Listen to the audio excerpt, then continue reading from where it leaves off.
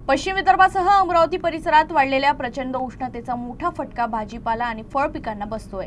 एकीकडे उन्हामुळे पिकांचं नुकसान होत असताना दुसरीकडे बाजारभाव कोसळल्यानं शेतकऱ्यांवर दुहेरी संकट ओढावलंय। अमरावती जिल्ह्यात टोमॅटो, टरबूज, पपई, वांगे आणि कांदा या पिकांची स्थिती अत्यंत गंभीर बनली आहे। उष्णतेमुळे टरबूजच्या फळांवर पांढरे डाग पडत असून वेली सुकत आहेत।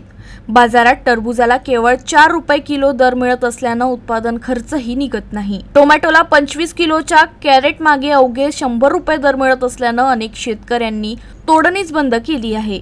वांग्यालाही 20 किलो पन्नी मागे फक्त 30 ते 40 रुपये दर मिळत असून पपईला तर 1 ते 2 रुपये किलो असा अत्यल्प दर मिळत आहे। रखरखत्या उन्हात पिकांची देखभाल, पाणी पुरवठा आणि तोडणीसाठी मोठी मेहनत घ्यावी लागत असतानाही भाव कोसळल्यानं शेतकऱ्यांची आर्थिक कोंडी झाली आहे। अनेक ठिकाणी पिकं शेतात पडून राहतात, काही ठिकाणी जंगली प्राण्यांकडूनही नुकसान होत आहे। उष्णतेचा तडाखा आणि घसरलेले बाजारभाव यामुळे शेतकरी अडचणीत सापडले असून शासनानं तातडीनं उपाययोजना कराव्यात अशी मागणी शेतकऱ्यांकडून जोर धरत आहे।